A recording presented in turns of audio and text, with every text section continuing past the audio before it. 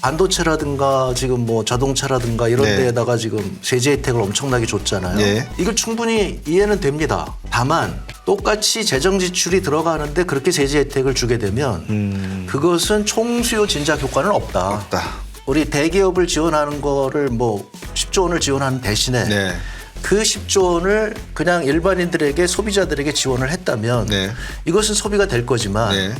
대기업이 그 10조 원을 줬다고 해서 투자가 늘어나느냐? 그건 아닌 것 같죠. 그건 아닌 것 같죠. 네. 쉬운 문제부터 하나씩 풀자는 거예요. 네, 어떻게 풀면 되겠습니까? 예를 들면 이런 거죠. 지금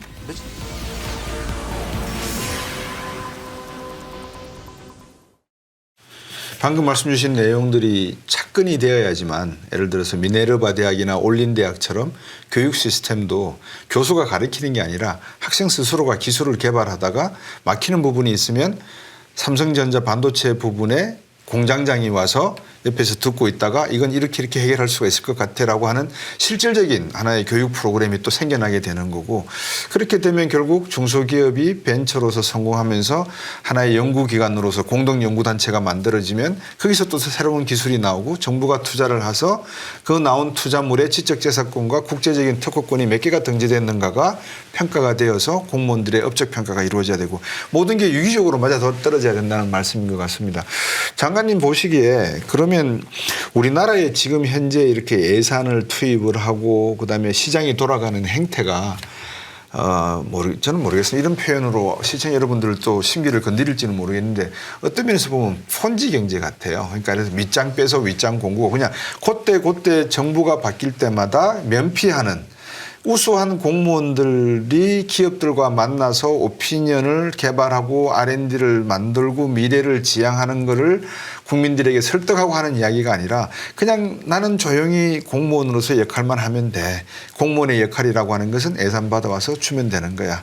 그리고 나는 여러 가지 부작용에 얽히지고 싶지가 않아. 나하고는 멀리 떨어져 있으면 좋겠어. 이런 행태로 가다 보니까 결국은 그게 기업 쪽에서는 어떤 행태로까지 나오냐 그러면 정부에서 받은 연구비는 공짜 돈. 이거 연구 성과 대충 이렇게 만들어서 매니퓰레이트해서 그냥 성과 내고 나머지 5억을 받은 돈에서 5억 중에서 3억은 다른 부품 사는데 내가 원가를 못 줬으니까 다른 부품 사는 대로 원용. 이런 식으로 하는 중소기업들도 없지 않아 있습니다. 제가 현장에 있어봐서 아는데 결국 이런 식으로 가다 보면 밑장 빼서 윗장 공구는 폰지 경제로 갈 수 있다는 그런 위험성도 있는 것 같습니다. 어떻게 보십니까? 그게 이제 현실이죠. 왜냐하면 성과 측정을 안 하니까 네. 이게 성과 측정이 되면, 그러니까 아까 말씀드린 그 달파 같은 경우에는 네. 바로 그렇게 목표를 측정할 수 없는 미래 기술을 가지고 네. 목표를 설정하거든요. 네. 그리고 그게 벤처인데 그거에 9개는 실패하지만 한두 개가 이제 이렇게 성공을 해서 네. 인터넷도 거기서 만든 거거든요. 그렇죠. 그러니까 지금 아이폰이라고 하는 거기에 그 스티브 잡스가 개발한 건 거의 없다. 그게 다 다파에서 개발한 거를 그렇죠. 이렇게 한 거예요. 그러니까 미래의 기술들을 이렇게 하는 거에 대해서 이거는 눈으로 보이는 성과보다 더 큰 성과 평가가 있어야 되는 거죠. 네. 더 정교한. 네. 이런 게 안 되는데 저는 이제 지금 이제 폰지 경제를 얘기하셨으니까 그것도 이제 예를 들면 똑같은 문제가 여기에도 있다는 거예요. 그러니까 네. 우리나라가 외환위기를 맞았잖아요. 네. 그럼 98년. 외환위기를 맞았을 때 그 원인이 무엇이냐. 그거에 대해서 그때 이제 기억하시는지 모르겠지만 언론에서도 난리가 나고 어떻게 이런 일이 있을 수가 있느냐, 이거 원인을 좀 제대로 파악하고 누가 네. 잘못했느냐 뭐 이런 거 얘기하고 네. 그래서 결국 뭐 경제 관료들 처벌하려다가 뭐 나중에 법정에 가서는 처벌이 안 되고 이랬잖아요. 네. 핵심은 대기업들이 빚을 너무 많이 얹어가지고 이렇게 된 거잖아요. 그렇죠. 그러면은 그 다음에는 그렇게 빚을 주면 안 된다고 우리가 관리를 해줘야 되는데 네. 카드 사태가 터졌잖아요. 그렇죠. 2003년. 카드 사태도 역시 또 마찬가지로 일반인들한테 카드 회사가 빚을 막 줘가지고 이렇게 된 거잖아요. 그렇죠. 그럼 그 문제를 또 카드 사태에 대해서 제대로 분석을 해줘야 되는데 네. 그냥 또 희생양 잡기 하다가 니 탓이오 내 탓이오만 하다가 네. 그러고 났더니 지금에서 또 주택담보대출을 막 해주는 거죠. 이거는 이제 제 개인적으로 한 20년간 저는 네. 그때부터 계속 이 빚을 늘리는 거에 대해서 우리가 조심해야 된다. 네. 지금 이제 폰지 경제를 얘기하셨으니까 네네. 뭐 중소기업의 경우에 지금 여기 빼서 밑장 빼서 윗장 맞는다고 그러는데 폰지 경제라고 하는 것이 지금 가장 중요한 게 부채가 그런 거거든요. 입이 닫아갖고 접입 막는 게 이게 폰지 이 금융이란 말이죠. 네. 이게 여기서 지금 문제가 생겼는데 이거를 또 관리를 못 하고 있다가 가계부채 문제가 지금 엄청나게 심각해졌죠. 네. 지금 IMF가 지금 계속 경고를 하고 있습니다. 그렇죠. 최근에 한국은 네. 가계부채가 너무 위험하다. 네. 그게 이제 그게 DSR이라고 하는 건데 총부채 원리금 상환 비율이 한국은 지금 OECD 국가에서 너무 높고 네. 더 큰 문제는 다른 나라는 줄어들고 있는데 한국만 지금 늘어나고 있다. 네. 이게 지금 거의 14%쯤 왔거든요. 네. 그러면 우리 소득에서 14%를 이 네. 빚 갚는 데 쓴다는 거예요. 그렇죠. 근데 이거는 평균이잖아요. 네. 그러면 빚을 얻으신 분들은 네. 지금 뭐 자기 소득의 50% 50% 이상. 60% 네. 쓰는 분들이 많죠. 그렇죠. 그러니까 이런 상황이 지금 벌어졌는데 중소기업도 마찬가지로 빚을 너무 많이 얻어서 네. 이제 기업의 경우에는 이자 보상 배율이라고 얘기하는 거죠. 네.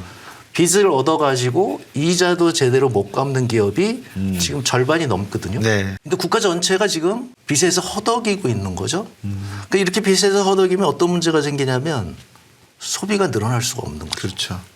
그러니까 내부적으로 지금 이 폰지 경제가 이 반복되다 보니까 그러니까 국정 운영을 하시는 분들이 아 이게 빚을 얻으면 이런 문제가 생기겠구나를 네. 생각을 해서 그러면 금융회사들이 건전성을 유지하기 위해서 무엇을 해야 되는가를 얘기를 해줘야 되는데 그러니까 저 같은 경우는 이제 카드 사태 때부터 예. DSR 규제를 해야 된다. 그 당시에 이제 DTI 규제죠. 네, DTI 규제를 해야 된다고 얘기를 했는데 그거를 계속 미루고 온 거죠. 최근까지도 미루고 와서 지금 이제 거의 한계 상황에 온 거죠. 네. 그러니까 이런 상황에서 말씀드린 대로 한국 경제의 산업적인 구조적인 문제 거기에 이제 빚에 완전히 허덕이고 있는 문제 네. 그런 상황에서 이제 지금 또 하나의 이제 문제가 생기는 것은 지난 우리가 외환위기 이후에 한국 경제가 잘 나갔던 것 중에 하나는 네. 중국 특수가 있었거든요. 그렇죠.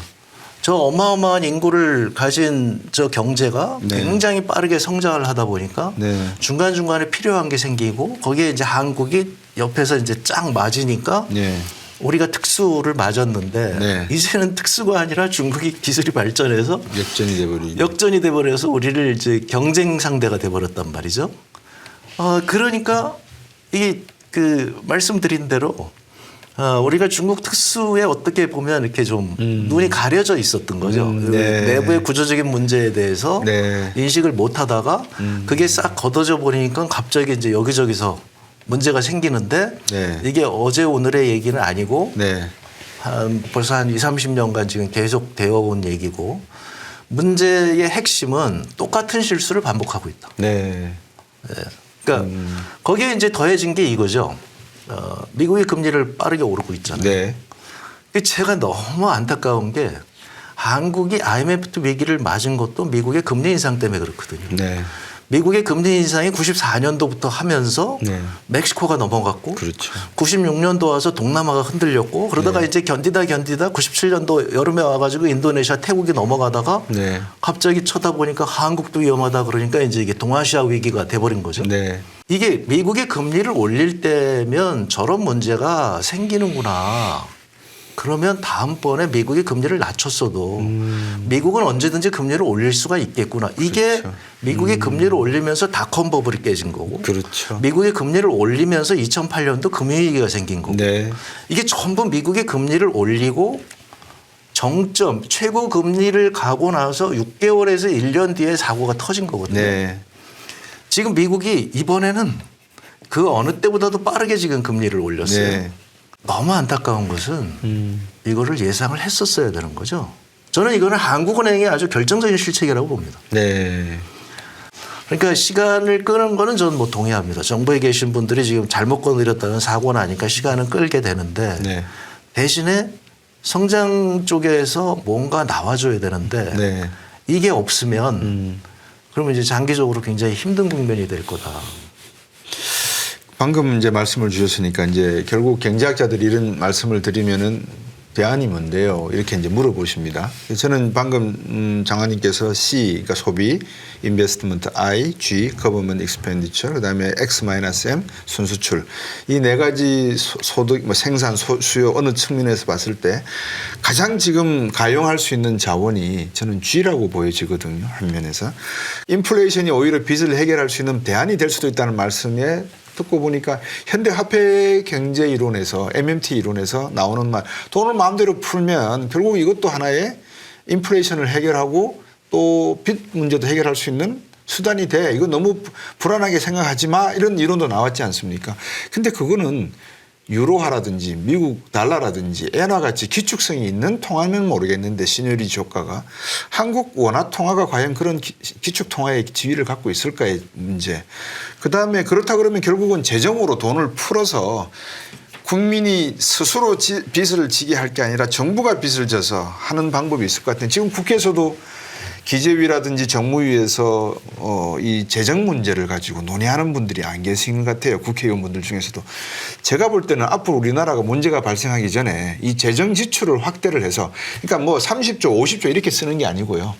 쓰려고 그러면 한 100조씩 그냥 팍 때려서 이 문제를 한 번은 깔끔하게 해결할 수 있는 노력을 해보는 게 어떨까 하는 생각을 해봤거든요. 어떠십니까? 이런 말씀은 드릴 것 같아요. 그러니까 같은 돈을 쓰더라도 예.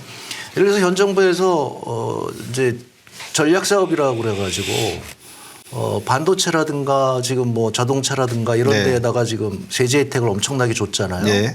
이게 이제 몇십조 원이란 말이죠. 네. 이걸 충분히 이해는 됩니다. 그래서 제가 그거에 대해서 뭐 비판하려고 그러는 게 아니고요. 네. 다만 똑같이 재정 지출이 들어가는데 그렇게 세제 혜택을 주게 되면 그것은 총수요 진작 효과는 없다. 그것만큼 그러니까 우리 대기업을 지원하는 거를 뭐 10조 원을 지원하는 대신에 네. 그 10조 원을 그냥 일반인들에게 소비자들에게 지원을 했다면 네. 이것은 소비가 될 거지만 네. 대기업이 그 10조 원을 줬다고 해서 투자가 늘어나느냐? 그건 아닌 것 같죠. 그건 아닌 것 같죠. 네. 그러면 그 10조 원의 재정 지출 준 것은 우리가 얘기하는 이 효과가 없는 재정 지출 증가다. 네. 이 문제는 저는 한 번쯤 고민을 해보셔야 되는 거고요. 네. 저는 쉬운 문제부터 하나씩 풀자는 거예요. 네. 어떻게 풀면 되겠습니까? 예를 들면 이런 거죠. 지금 며칠 전에 독일이 49유로 교통 패스를 만들었습니다. 네. 네. 네. 49유로 교통 패스를 만드니까 네. 이제 지금 뭐 벌써 기존에도 독일에서는 교통 패스가 있었다고 그래요. 네. 작년에 이미 실험을 했습니다. 9유로짜리 해가지고 네. 사람들이 얼마나 많이 쓰는가 해서 네. 그다음에 이제 데이터를 돌려봤죠. 그랬더니 교통량이 줄어들더라. 네. 그리고 이제 탄소 배출량이 줄어들더라. 네. 이런 얘기인데요. 제 얘기는 교통량이 줄어들게 되면 네. 그러면 유류 소비량이 줄어들겠죠. 예. 그럼 우리 수입이 줄어들 거 아니겠습니까? 그렇죠. 우리 굉장히 큰 게 그건데. 네. 그러니까 지금 유류세를 떨어뜨릴 게 아니라 네. 유류세는 더 올려야 되는 것이고 네. 그리고 이렇게 지금 독일처럼 네. 이 대중교통에 대해서 적극적으로 지원을 하게 되면 네. 그러면 소비자들은 그만큼 소비 여력이 늘어나겠죠. 그렇죠. 이분들은 뭐 거의 그냥 지금 100% 다 쓰니까 네. 교통패스에서 이런 식으로 교통비를 줄여주면 그것만큼 다른 소비가 늘어난단 말이에요. 네. 대신에 환경 좋아지죠. 네. 유류 수입 줄어들죠. 유류 수입이 줄어들게 되면 우리 순수출이 늘어난단 말이죠. 그렇죠. 이렇게 하나하나씩 해결을 해나가면 조금씩 이렇게 그 경제에 활력이 생기게 되는데 네. 이거를 지금 거꾸로 가시고 계셔요. 그래서 네. 지금 전기세율 올린다고 그러는데 네. 제가 이게 갑갑하게 생각하는 게 뭐냐면 이건 경제학적으로 이미 답이 있는 거거든요. 그렇죠. 그러니까 제가 내세운 답은 뭐냐면 전기료라고 하는 것이 두 부분으로 되어 있는데 기본 요금과 사용량 요금이 있습니다. 네. 그러니까 제 얘기는 사용량 요금은 높여라. 대신에 기본 요금은 낮춰라. 네. 그러면 사용을 적게 하시는 분들은 네. 이익이 와서 대부분의 서민들한테 도움이 될 것이고 네. 반면에 사용을 많이 하시는 분들은 이제 부담이 늘어나겠죠. 네. 그러면 그분들은 대체 에너지로 바꿔줘야 되거든요. 네. 그럼 대체 에너지로 바꿀 때 그때 정부가 지원을 해라.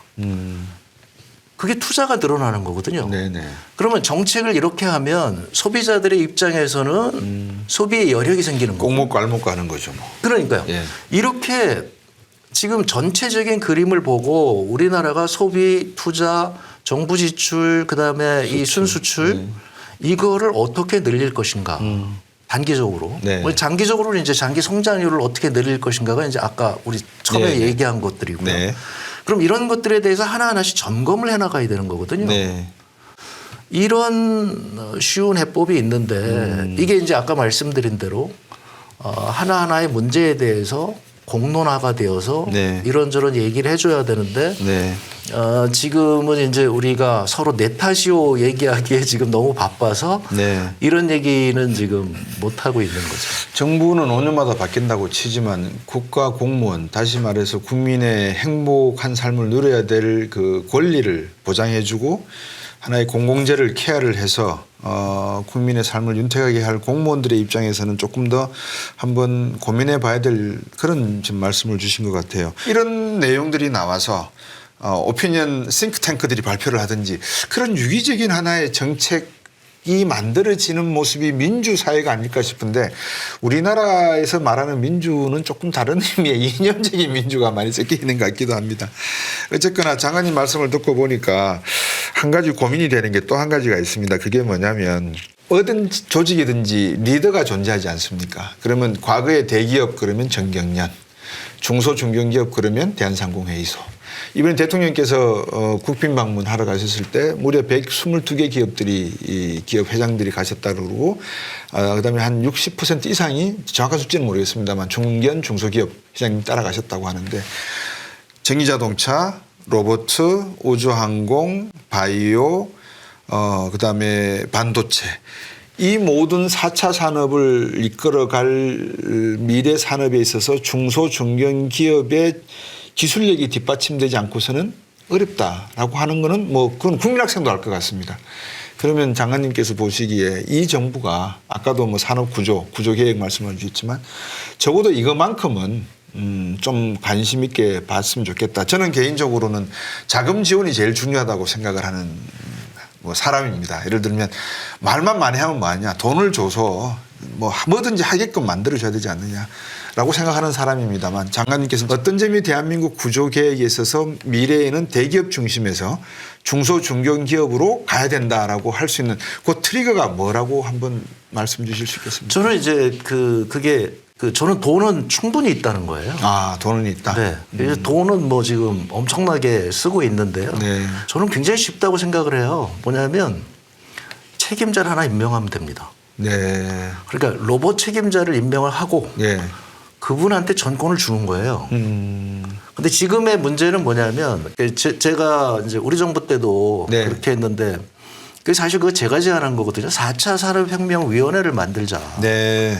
지금 말씀하신 대로 그게 굉장히 중요하다. 그래서 예. 나는 제가 원래 생각한 것은 4차 산업혁명위원회가 실행 계획을 만드는 위원회로 생각을 했는데 네. 이게 이제 정부에 가다 보니까 또 역시 관료들이 이걸 자문기구로 밥그릇 바꿔버린 거예요. 그러니까 자문기구로 바꿔버리니까 성과를 못 낸 거죠. 그렇네요. 그러니까 그 우리 CTO라고 얘기하잖아요. 네. 그러니까 국가 CTO가 있어야 되는 거예요. 네. 그래서 국가 CTO가 아까 제가 미국의 이제 그 다파 얘기도 국방부 네. 얘기도 드렸습니다만은 그래서 이분은 돈만 주는 게 아니에요. 네. 그래서 여기저기 돈을 준 다음에 네. 그 지금 무슨 문제가 있어? 그러면 지금 말씀하신 대로 중소기업이 하다가 기술적인 문제가 있어 그러면 네. 그래? 그럼 세미나를 여는 거예요. 네. 그래서 저쪽에 또 돈 주는 데하고 다 불러서 세미나를 열어서 지금 이런 문제가 있다는데 이거 답이 있는 데가 없습니까? 네. 그럼 거기에 또 돈을 주는 거죠. 그러니까 제가 생각할 때는 지금 간단해요. 그냥 로봇. 네.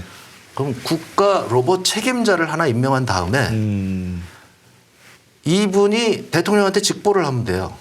예. 그래서 대통령이 직접 1대1로 얘기를 해서 지금 로봇의 문제가 이런 건데 저 대기업이 말을 안 듣는다. 그러면 대통령이 대기업 불러서 지원하십시오. 네.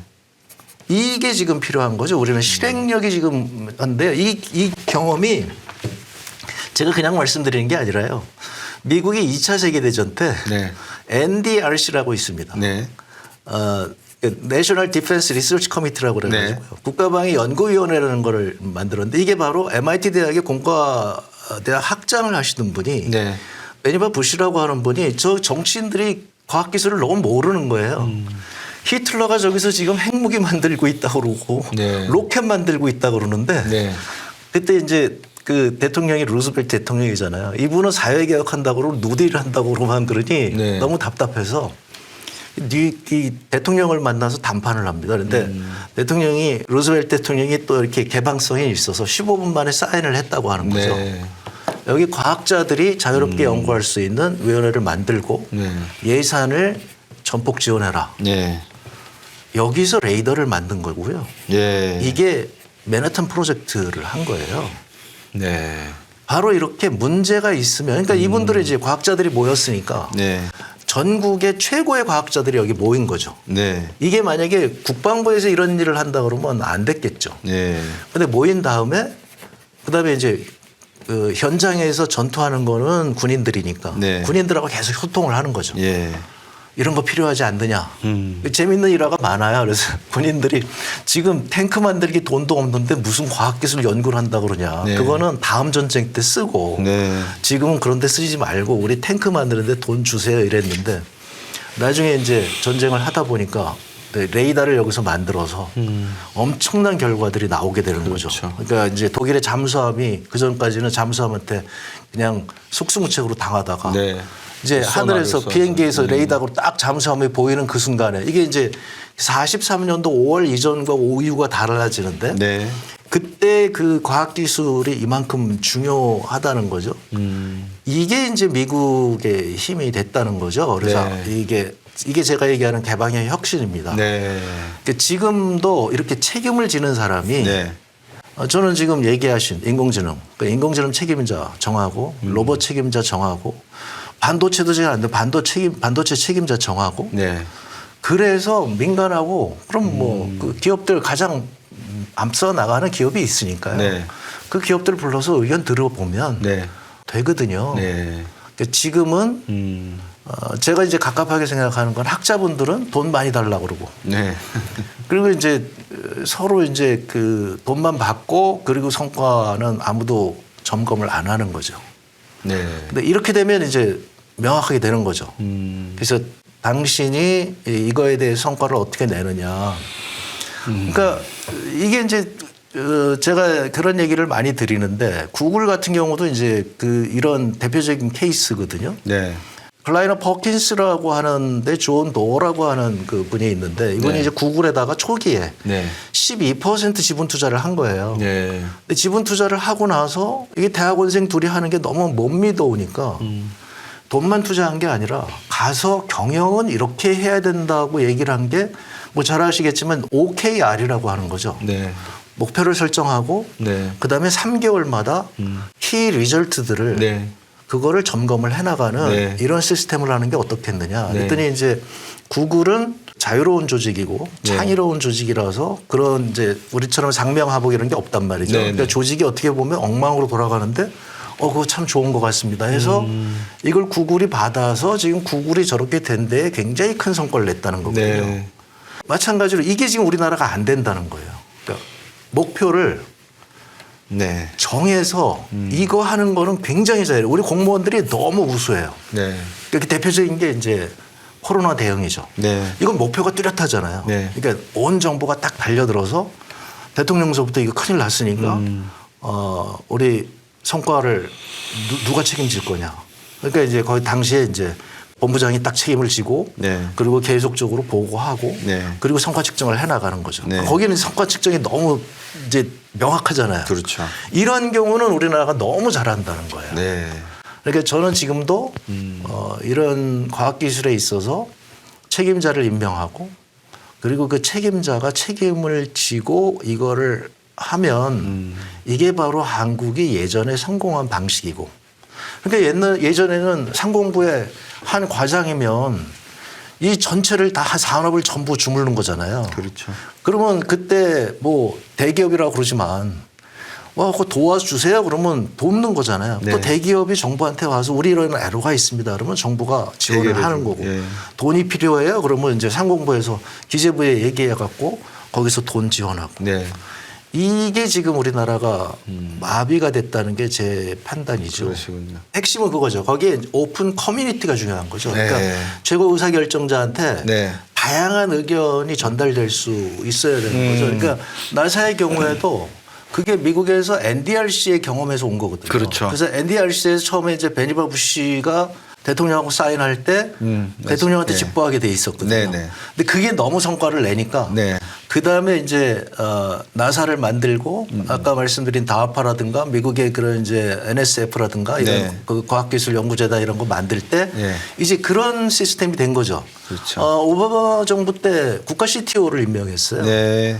바로 그런 거거든요. 그래서 저는 지금도 국가 CTO 제도를 만들자고 제가 네. 얘기를 많이 했는데 좋은 말씀인 것 같습니다. 네. 그러니까 그런 식으로 해서 국가 CTO는 뭐 자기가 그렇게 전문가가 아니어도 되거든요. 네. 그러니까 우리나라의 지금 문제가 그거거든요. 이렇게 그 연구비 경쟁에만 심화하다 보니까 어떤 분이 그 이제 책임자가 되면 네. 자기 분야만 아주 집중을 해요. 그게 아니라 그 책임자는 예. 다양한 의견을 들어야 되는 거죠. 네. 그래서 그 중에서 취사 선택을 해야 되는 거고 네. 그 중에서 우리 한국의 경우에 지금 이게 선거가 있습니다 하면은 이제 거기에 큰 투자하는 거고 이건 미래를 위해서 또 이러이런 거는 조그맣게 또 투자합시다 이런 네. 걸 대신에 성과를 계속 보는 거죠. 네. 이러다 보면 이제 아주 우수한 사람들을 우리가 발굴하고 개발하는 하나의 시스템이 된다. 이게 생태계가 만들어지는 생태계가 거죠. 만들어진다. 근데 지금은 지방대학에 아주 훌륭한 연구자가 하나 있으면요. 저분이 결국 국가에 지원하지 못하고 네. 기여하지 못하고 그냥 혼자 이렇게 연구하시다가 그렇죠. 예. 이렇게 은퇴하세요. 알려지지 않게 사라지시는 네. 거죠. 예. 그 이제 우수한 논문 쓰시고 이러는데 우리나라 네. 산업에는 전혀 도움이 안 되는 거죠. 네. 그러니까 이런 것들이 이제 국가서부터 대기업서부터 저는 대기업부터 좀 일단 바뀌었으면 좋겠어요. 네. 그러니까 대기업도 지금 그런 이 시스템이 없어요. 세미나를 너무 안 해요. 대학도 세미나를 너무 안 하고. 지금 뭐 싱크탱크들이 거의 다 사라지고 있는 상황이에요. 그러니까 싱크탱크가 오히려 사라지고. 예. 그러니까 이거를 누군가가 좀 다시 좀 이렇게 활성화시켰으면 좋겠고요. 네. 지금 이거의 핵심은 이거거든요. 어떤 창의적인 조직이 있어야 된다. 네. 그러니까 이게 이제 그쪽 분야에서 뭐냐 하면은 이제 그 우리식으로 얘기하면 이제 땅개들, 그러니까 보병들하고 네. 그다음에 예술가들하고 네. 그러니까 이게 이제 스티브 잡스가 얘기하는 거죠. 여기서 열심히 그 완벽하게 만드는 사람하고 네. 창의력을 발휘하는 사람들하고 네. 이 두 그룹이 잘 있어야 되는 거고 그래서 이 창의력을 발휘하는 사람들이 자유롭게 뛰어놀 수 있는 이 장을 만들어줘야 되는 거죠. 네. 그리고 이 사람들하고 이 일꾼들하고 연결을 해서 네. 이게 산업적 성과로 금방금방 나오도록 예. 이래야 되는데 예. 우리나라는 지금 이 보병은 많은데. 우수한 보병들이 엄청나게 많은 거죠. 예. 근데 이 예술가들이 없는 거죠. 예. 예술가들이 없는 게 아니라 많은데 많은데. 예술가들이 실력을 발휘할 수 있는 이 커뮤니티 장 이 시스템이 없는 거죠. 거다. 이 장관님 말씀 듣고 보니까 저번에 제가 창원에 내려가서 강의를 하다가 아니 창원에 이렇게 정밀 부품 금속 가공 기업들이 많은데 왜 연구단지 하나가 없습니까? 말씀을 드렸더니 답이 간단했습니다. 누가 지방에 내려와서 자녀들을 교육시키면서 살려고 하겠습니까? 다 서울에 있지. 그러시더라고요. 그러니까 이 기술 개발의 문제도 그렇고 모든 것이 미래의 교육 문제, 출산 문제, 육아 문제, 부동산 문제, 결국 개인의 어떤 자산 문제라든지 그런 복지 문제와도 다 맞물려 있다 보니까 참 어려운 문제이긴 하지만 너무나 절실한 문제이기 때문에 지금 장관님이 말씀 주신 내용을 시청자 여러분께 들어보시면 보수 정부가 되었건 진보 정부가 되었건 맞다 틀리다가 중요한 게 아니다. 다르다. 서로 보는 관점이 다르다. 하지만 목표점은 같다. 왼쪽에서 보는 목표점과 오른쪽에서 보는 목표점이 방향에 따라서 측면도가 다를 뿐이지 목표점은 같다. 근데 그 목표점이라고 하는 건 대한민국이 다시 한번 50년, 100년의 설계도를 가지고 잘 살아볼 수 있는, 더 잘 살아볼 수 있는 국가, 더 행복한 국민들을 만드는 그런 국가를 만들어야 되겠다는 것은 아마 장관님께서 말씀하신 내용에 다 녹아 있는 것 같습니다. 제가 오늘 좋은 말씀을 많이 들었는데 끝으로 장관님께서 제가 혹시 놓쳤거나 질문을 못 드렸거나 아니면 꼭 시청자분들에게 이 말씀은 좀 드리고 싶다 하신 말씀 있으면 정리해 주시죠. 아니 지금 굉장히 마지막에 중요한 얘기를 하셨잖아요. 지방에 여기 사람이 안 온다. 그러니까 그게 제가 저 현직에 있을 때 보면 천안 이남으로 안 간다는 거예요. 네. 그러니까 천안이라고 하는 것은 뭐냐면 출퇴근할 수 있는 거리. 그렇죠. 애들 교육을 위해서. 그러면 아까 말씀드린 대로 우리가 지금 이런 문제가 있다 그러면 이 문제를 해결해야 되잖아요. 네. 이 문제를 그냥 다 알아요. 모르는 사람 아무도 없어요. 네. 이 문제를 왜 얘기를 안 해요? 이 문제, 저는 뭐 계속 얘기하는 거죠. 기획운동 선발제를 하자. 창원에서 공부하는 애들도 서울 강남에서 공부하는 애들하고 네. 자질적으로 다름이 없는데 네. 서울 강남에서 공부하는 애들은 과외를 많이 받는 거고 네. 얘네들은 과외를 많이 못 받는다고 하면 네. 그렇다고 해서 기본적인 자질이 부족한 건 아니지 않느냐. 그렇죠. 그러면 이 친구들은 이 친구들끼리 경쟁하게 하고 여기 있는 사람들은 여기 있는 사람들끼리 경쟁하게 하게 되면 네. 오히려 그럼 강남에 있는 친구들이 내려가겠죠. 네. 저는 이렇게 문제를 생각하고 네. 이 문제를 해결하려고 하면 네. 이 답이 이렇게 있거든요. 네. 이 제가 얘기한 게 꼭 정답이 아니더라도 네. 뭐 어떤 분은 뭐 서울대학을 10개를 만들자 뭐 이렇게 얘기하시는 분들도 있는데 네. 하여튼 뭐 그거든 이거든 네. 이런 것들에 대해서 문제를 풀어나가야 되는 거거든요. 이 네. 문제를 풀지 못하니까 수도권으로 집중하죠. 수도권으로 집중하니까 여기 살기가 어렵죠. 네. 이게 가장 큰 문제가 있잖아요. 한국 경제는 더 이상 회복할 수가 없어요. 인구 때문에. 이 문제를 다 알고 있잖아요. 그렇죠. 전 세계 사람들이 한국 경제 보고 다 웃고 있잖아요. 그렇죠. 아, 저 나라는 이제 곧 없어지겠구나. 그럼 이거를 알면서 아무도 지금 그 얘기 안 하잖아요. 이게 이제 우리나라의 아주 근본적인 문제라는 거죠. 네. 그러니까 이 문제를 우리가 근본적으로 해결을 쳐다보지 않으면 네. 논의부터 하지 않으면 네. 이건 안 되는 거죠. 0.78이 이게 출산율이다. 이거는 국가 경보를 이미 울리고요. 네. 매일같이 이 논의를 해줘야 되는데 네. 이 얘기를 안 하잖아요. 그러니까 그렇죠. 제가 말씀드리는 게 이제 이게 경제하고 다 연관이 되는 거죠. 네. 이런 문제를 하나하나씩 풀어나갈 때 되는데 우리는 중요한 문제는 중요한 문제일수록 얘기 안 하고. 네. 그리고 자꾸 그 피상적이고 그냥 일시적인 문제만 가지고 네. 얘기하는 게 좀 안타깝습니다. 시청자 여러분, 오늘 홍종학 전 장관님 모시고 개방형 혁신 국가 또는 뭐 경제라고 해도 되겠습니다. 에 대한 아마 기본 철학을 여러분께서 아마 들어보셨을 겁니다. 비록 전 정부에서 중소벤처기업부 장관을 역임하셨지만 이 국가를 운영하고 미래에 대한 설계, 고민을 하셨다는 것은 아마 오늘 말씀 중에 다 녹아난 것 같습니다. 그게 어떤 이념적, 정치적 이념 색깔이 중요하다 이게 아니고 국가라고 하는 존재는 국민이 존재하는 이상 존립을 해야 되고 또 국가는 국민을 보호해야 되는 그런 입장인 것 같습니다. 한번 고민해 보시고요. 제가 결론 내리거나 아니면 요약하지 않겠습니다. 오늘 홍종학 전 장관님 말씀을 들어보셨으니까 한번 고민해 보시고 누가 어떤 말을 하더라도 시청자 여러분들께서 중심을 잡고 나갈 수 있는 그런 오피니언, 이노베이션 퍼슨이 되시기를 바라겠습니다. 시청해 주셔서 감사합니다. 장관님 감사합니다. 네, 고맙습니다. 네.